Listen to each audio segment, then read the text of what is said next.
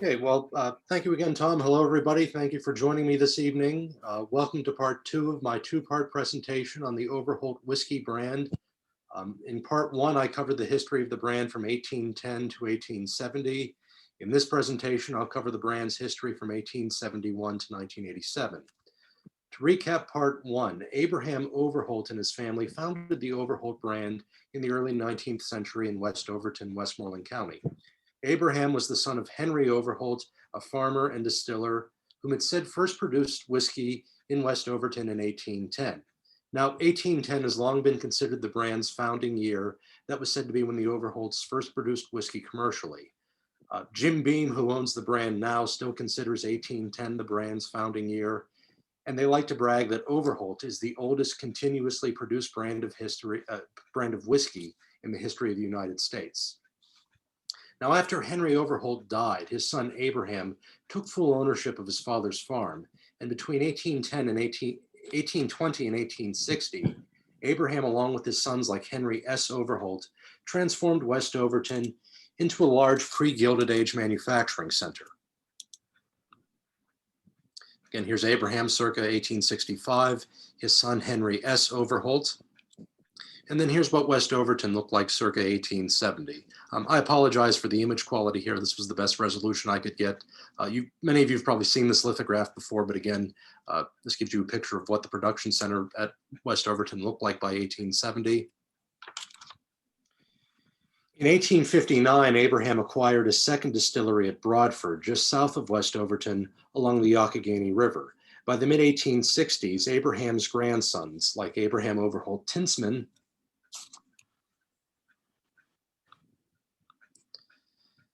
there he is, and Henry Clay Frick Jr., and Henry Clay Frick, I should say, were beginning to take over some of the family's business enterprises. Abraham Tinsman became a managing partner at the Broadford Distillery in the mid-1860s, and they were starting to transition into heavy industries like coal mining and coke production. And so I left off in 1870 in part one. That was the year that Abraham and his son Henry S. Overholt both passed away. Abraham's grandson, Abraham Overholt Tinsman, inherited the Broadford Distillery, while Henry S. Overholt's son, Christian S. R. Overholt, took over the West Overton Distillery. And I apologize now, it gets kind of confusing with the Overholts. They're all named Henry or Abraham, so at any one time, there's 5 or 6 different people with the same name, so don't let the names confuse you as I go through this. Now, as I mentioned in part one, Henry Clay Frick did not receive an inheritance from his grandfather. His grandfather willed most of his business enterprises to Frick's elder cousins. Since 1869, however, Frick had been chief bookkeeper at his grandfather's Broadford distillery, earning $83 a month or roughly $1,000 a year, a considerable sum of money for a young man in his early 20s at the time. In 1871, Frick joined his cousin, Abraham Tinsman, along with another cousin and a friend, to form a new coke company called Overholt Frick and Company, building off of the nascent coke company that had been started by Abraham Tinsman in the mid-1860s near Broadford. As I mentioned, this new generation of Overholts had begun to move into non-agrarian enterprises like coal mining and coke production. If we go back to the lithograph of West Overton, you can see up in the corner these coke ovens that the Overholts were beginning to build at West Overton by the mid to late 1860s.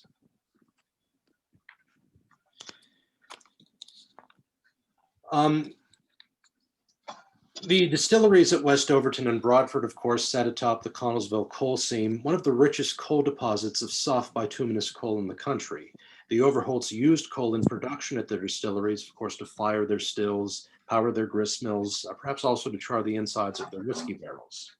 The Overholt distilleries at West Overton and Broadford remained productive under the stewardship of Christian S.R. Overholt and Abraham Tinsman in the 1870s. You read some sources, they question the competence of Tinsman and the other Overholts as managers in this period. I don't really know if that's a fair criticism, though by the 1870s, other distilleries in the region had established themselves as strong competitors to the Overholt distilleries. And by the 1880s, some of them had surpassed Overholt in terms of production. There was, for example, the aptly named Large Distillery in West Elizabeth, Allegheny County, founded by Samuel Large, a Frenchman who trained as a brandy maker along with his sons in the early 19th century, and expanded to national prominence by Samuel's grandson, Henry Large Jr., by the 1880s. Large was actually one of the few Western Pennsylvania brands of rye whiskey that was able to survive Prohibition. I'll discuss that a little bit later, though. There was also the Dillinger's Distillery in Roughsdale, Westmoreland County, not far from West Overton, founded by Samuel Dillinger, whom, like the Overholts, was of Swiss-German Mennonite ancestry. In fact, his wife Sarah was related to the Overholt family. And also like the Overholts, Samuel and his sons began to invest in non-agrarian industries like coal mining and coke production in the 1870s. And there was also the Gibson's Distillery in West Brownsville, Washington County, founded by a Philadelphia-based businessman named John Gibson around 1860. They were actually the largest rye whiskey distillery in Western Pennsylvania by the turn of the century. Now, despite this, West Overton and Broadford, as I said, remained productive in the 1870s. They were both turning out more than 3,400 gallons of whiskey a day by 1880. And in 1881, Henry Clay Frick purchased the Broadford Distillery, then incorporated as A. Overholt Distillery and Company. Now, as you might know, 1879 to 1882 was a significant period for Frick. He was said to have become a millionaire by the age of 30 in 1879, of course, from his coke business. This enabled him to buy out his other partners in the business, including Abraham Tinsman, to form H.C. Frick and Company. By early 1882, Frick had partnered with Andrew Carnegie to become the exclusive provider of coke to Andrew Carnegie's steel plants here in the Pittsburgh area. By the early 1880s, Frick's Coke Company controlled over 1,000 coke ovens at 9 different sites throughout southwestern Pennsylvania.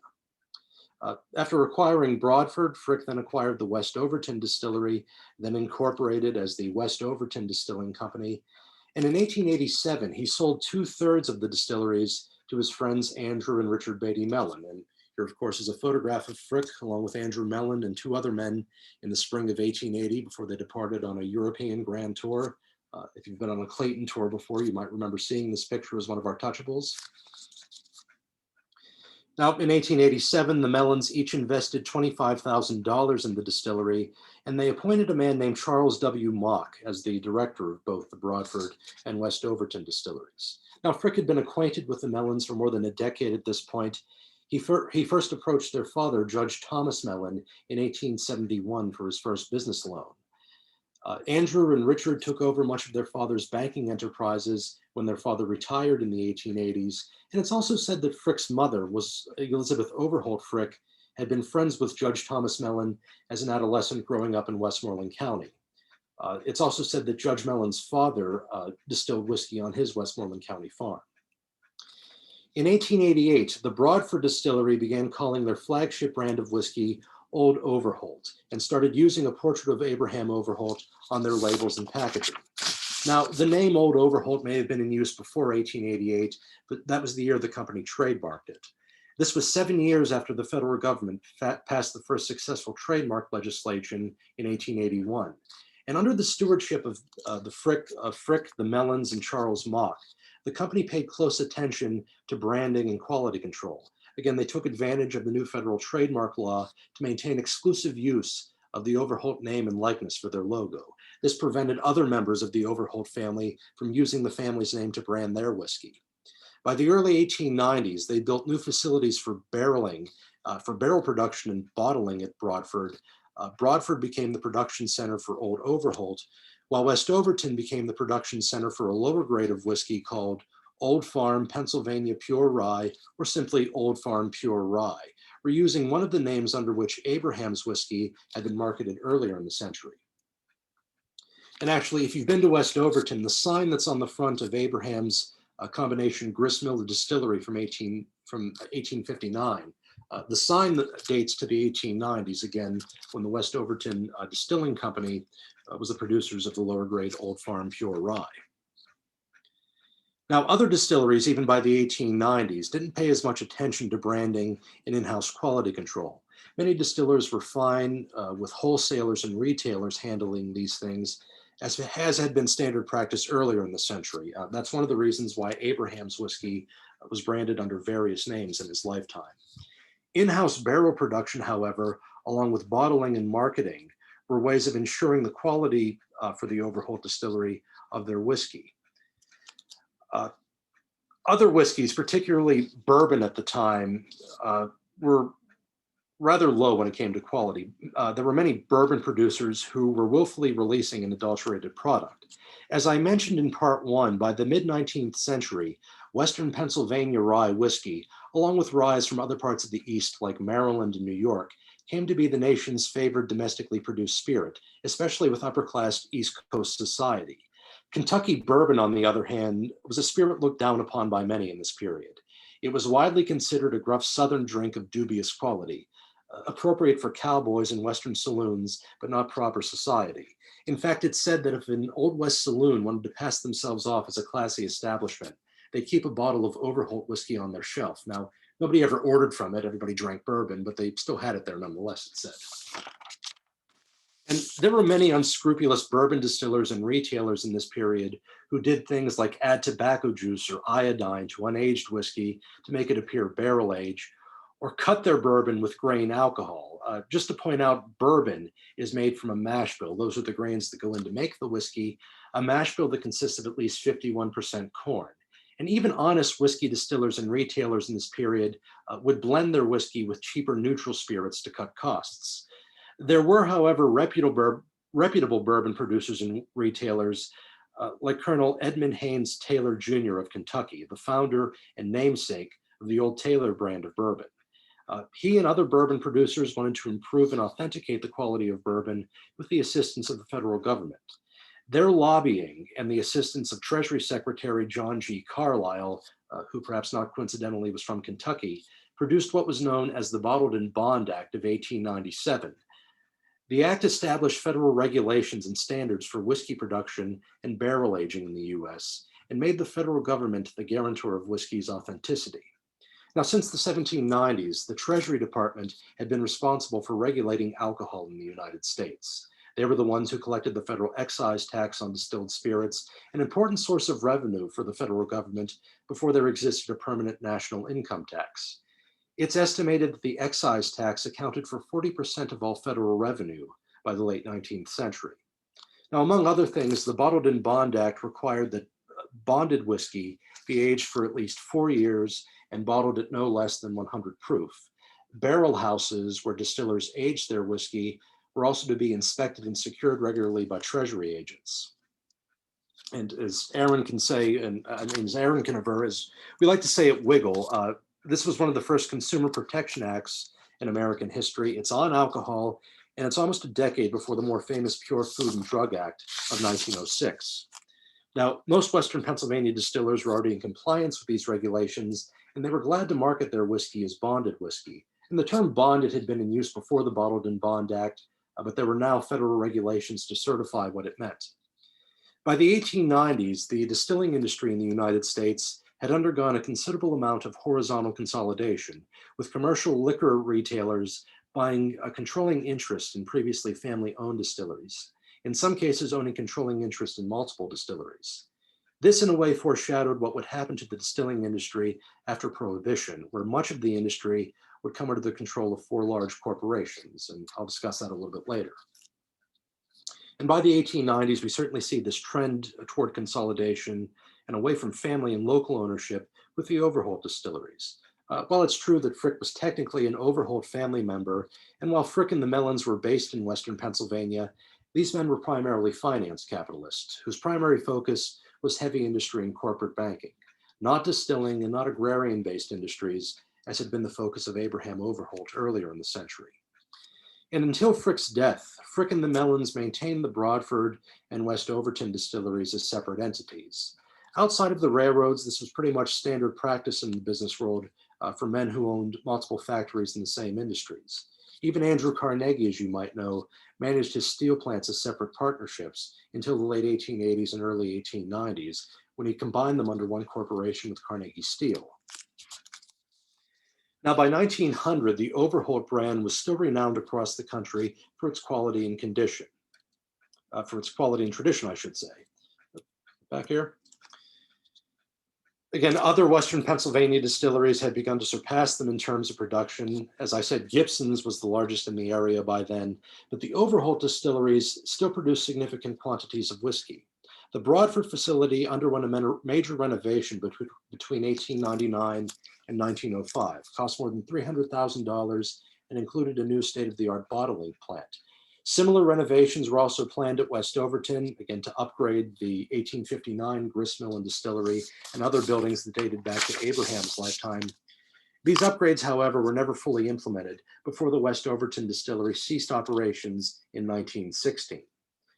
By 1905, however, the Broadford distillery could turn out more than 6,500 gallons of whiskey per day.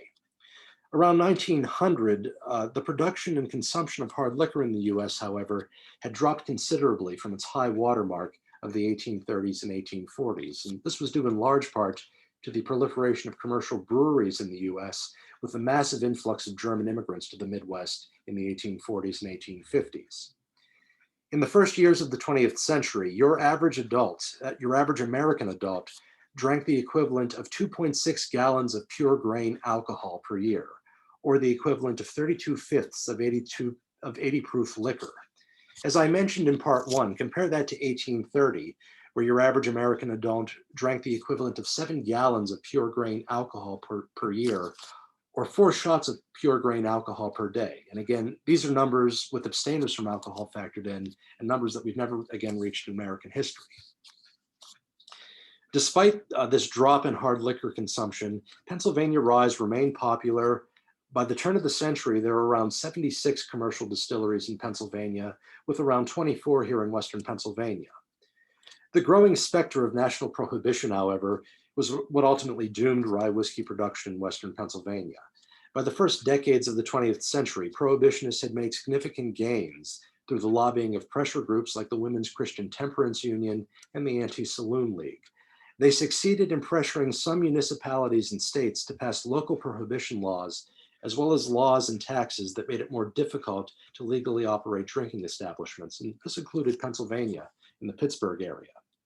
As early as 1907, Frick and Andrew Mellon were trying to distance themselves from the distilling business. That was the year they had their names taken off the distilling license at Broadford.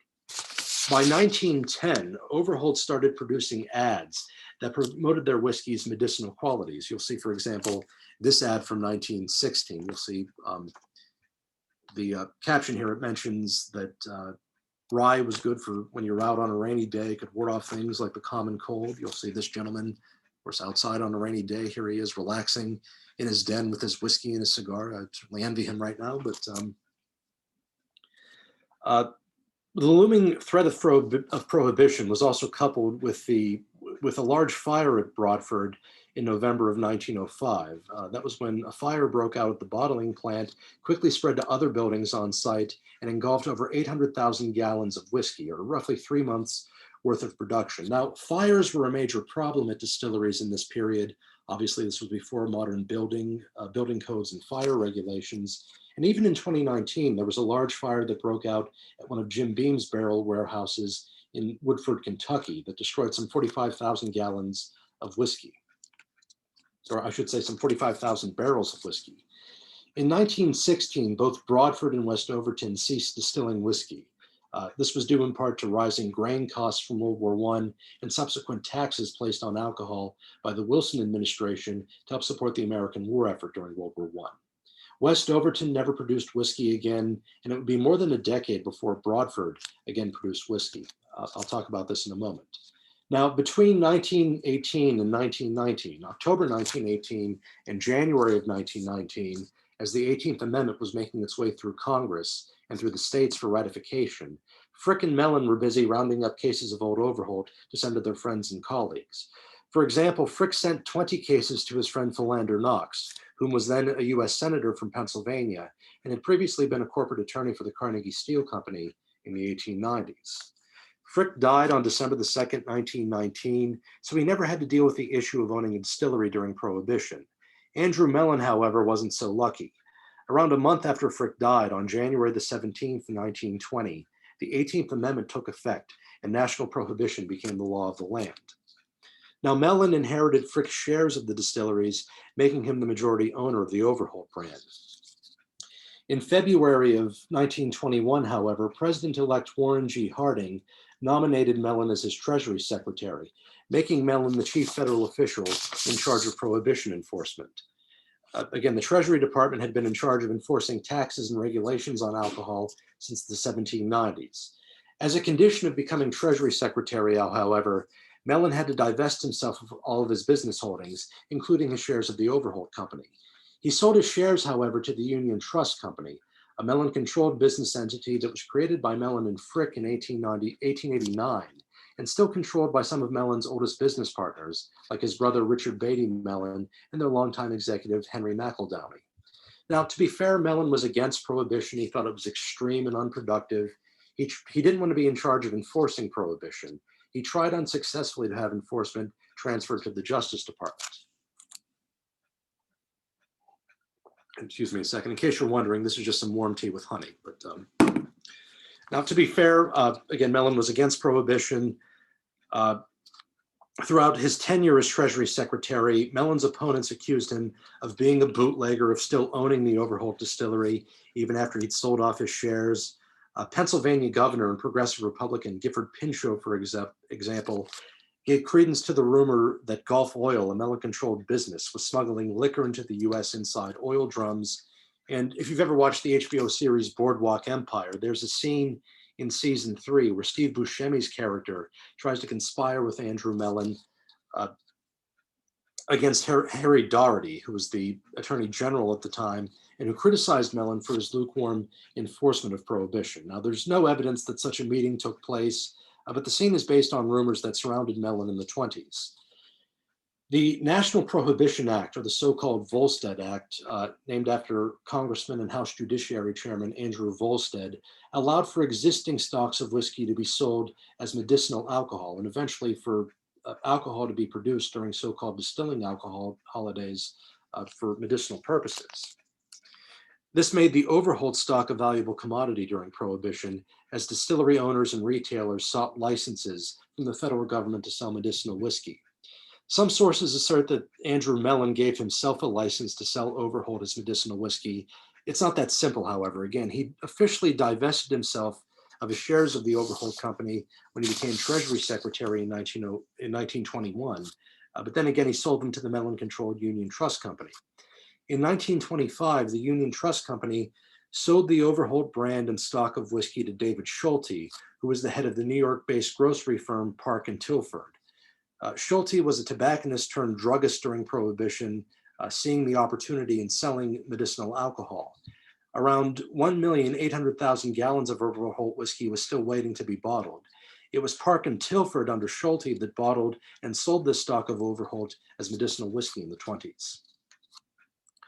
Locally, the Overholt distillery at Broadford and the large distillery in West Elizabeth were the only two that operated during these distilling holidays. Again, West Overton never produced whiskey after 1916. In 1922, Helen Clay Frick, Henry Clay Frick's daughter, purchased Abraham Overholt's house, along with some of the other buildings at West Overton, including his grist mill and distillery in 1927, and turned it into a museum and historical society as a tribute to her father and great-grandfather and their roles in Western Pennsylvania's economic development.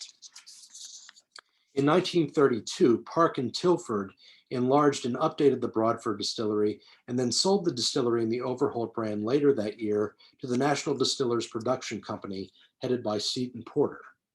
National Distillers would own the Overholt brand for the next 5 decades. Old Overholt became one of the company's flagship labels, along with other existing labels like Old Granddad, Old Taylor. They were together, they were called the Olds. National Distillers, along with Seagram's, Hiram Walker, and Shenley, formed what became known as the Big Four of the distilling industry. They controlled much of the commercial liquor production in the United States after Prohibition.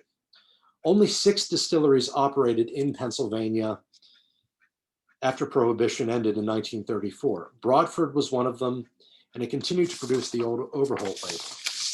By the early 1940s, however, taste testers and consumers were beginning to notice a decline in the quality of Old Overholt. In 1941, a consumer union taste tester noted that the Overholt label, the Old Overholt label, lacked the characteristic brand flavor it once possessed and was much lighter in body than it had been before Prohibition.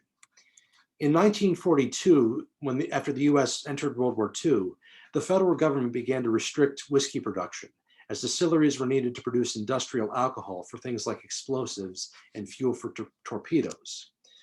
Now, National Distillers in 1942 came out with an 86 proof version of Old Overholt for use in bars. And this was the start of the Old Overholt brand beginning to be proofed down as National Distillers moved away from the 100 proof bonded version from before Prohibition. Americans by this point in general were drinking less than before Prohibition. Alcohol consumption actually went down by 70% during Prohibition. Of course, people were still drinking at speakeasies or drinking existing stocks of alcohol legally, but in general, Americans were drinking less. Alcohol consumption in the US did not reach pre-Prohibition levels until the early 1970s, by which time, of course, the nation's population had more than doubled from the early 20th century. And perhaps because of Prohibition and the restrictions on production during World War II, Americans started to prefer clear or neutral spirits like vodka, gin, and lighter blended whiskeys that were lighter in body, like those that were produced in Canada. The thick, spicy, full-bodied flavor that characterized bonded Old Overholt and other rye whiskeys just wasn't something that many American drinkers preferred anymore. It seemed almost that National Distillers was trying to adjust Old Overholt's recipe and water it down to suit the changing preferences of American drinkers. Old Overholt, along with American rye whiskeys, came to be seen as something passé or pretentious by many, something that people's dads or grandfathers drank and not sophisticated younger drinkers. Despite this, there were still such luminaries such as Secretary of State John Foster Dulles, who drank Old Overholt. It said that he kept his plane in most US embassies stocked with Old Overholt in the 1950s. And there were trendsetters like John F. Kennedy who favored Old Overholt. A few months before his assassination, Kennedy supposedly sent one of his aides running around Nashville to find a bottle of Overholt while he was there visiting on campaign. And if you watch the series Mad Men, Don Draper is sometimes shown drinking Old Overholt, including a season 3 episode when he uses it to make one of his signature old fashions. Now, granted, this is a work of fiction, but there were still trendsetters, both real or fictitious, who drank Old Overholt in the 1950s and 1960s. Now, in 1951, National Distillers closed the Broadford Distillery after almost 100 years of operation. They also closed the nearby Large Distillery in West Elizabeth in the 1950s. Again, Large had been one of the few brands, Western Pennsylvania brands, that survived Prohibition. National Distillers moved the production of the Overholt brand elsewhere in Pennsylvania, and it's not entirely clear where it was being produced. It was still being made in Pennsylvania. It was likely produced at the Schenley Distillery in Schenley, Armstrong County, about 30 miles north of Pittsburgh, which was owned by a different distillery company, but it seems that Broadford leased out production to other companies. There was also the Baumberger Distillery in Schaefferstown, Lancaster County, Pennsylvania. Now, National Distillers owned the Overholt brand and kept making it in Pennsylvania until 1987, when they sold the brand to the Jim Beam Distilling Company, which at the time was a subsidiary of American Brands. American Brands also owned the Lucky Strike Cigarette Company, for example. After 1987, Jim Beam moved production to Kentucky. They changed the mash bill or grains that went in to make Old Overholt to include more corn, which was typical of Kentucky rye, and also lowered the proof to 80 proof. Since 2014, Jim Beam has been a subsidiary of Suntory Holdings Limited. Again, a Japanese company founded in Osaka in 1899 as a wine retailer. Suntory also makes whiskey. They've made it since the early 20th century. In fact, you can find some of their labels around here. But as we like to say at Wiggle, Jim Beam is now a subsidiary of a subsidiary. The Beam family still manages the distillery in Kentucky. There's a guy named Fred Noe, along with his son Freddie Noe, who are the head distillers at Jim Beam. But again, they're not independently owned anymore. Recently, though, Jim Beam has done more to promote the Overholt brand, which is now over 210 years old. They've recently released a bonded version of Old Overholt as well as a 4 and an 11-year-old straight rye version, and have hinted that they might change the mash bill to be more like traditional Pennsylvania or Monongahela style ryes by limiting or eliminating the corn that they put in. In the last 10 to 12 years, there have been a number of craft distilleries like Wiggle that have opened throughout Western Pennsylvania. Some produce rye whiskey, marking the return, at least on a small scale, of rye whiskey production to Western Pennsylvania. And again, here are some pictures of West Overton. Of course, the spring house for Henry Clay Frick was said to be born in 1849. And that's the end of my slideshow. Call this up here. Are there any questions?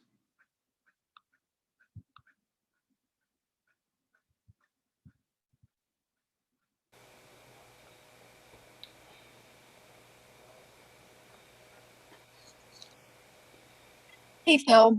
Yes. So the Shenley distillery that you were talking about, Yes. does that have any relation to Captain Shenley or those Shenleys? So the town is named after Shenley, and I believe that's where the company that was based in New York took the name from. My guess is that probably Captain Shenley or Mary Shenley owned property up there, and that's where the town got its name from. But again, the distillery's name comes from the town itself. Yeah, Phil, did you ever find why Frick's daughter did not inherit his shares of the distillery? Just that Frick willed them to Andrew Mellon, I guess, since Mellon was already in the whiskey business. Helen really didn't inherit anything business-wise from her father. She inherited money and some of his art collection, or at least became the steward of his art collection. But I think it was just more to do with the fact that Mellon was a senior partner in the distillery, and that's why Frick willed it to him. Thank you.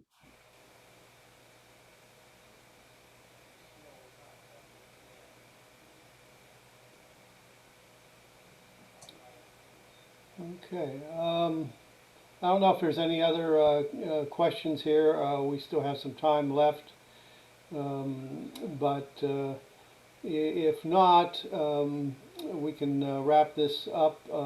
Again, reminding everybody that we'll be back September 15th. And again, we have the ability to do it on Zoom, but we're hoping and have our fingers crossed that we can do this live at the Carnegie Library on Fisk Street. I'm sure there's a lot of people that would like to see us live. And we will let you know. Again, check on our Facebook page and on our website as well for updates on that.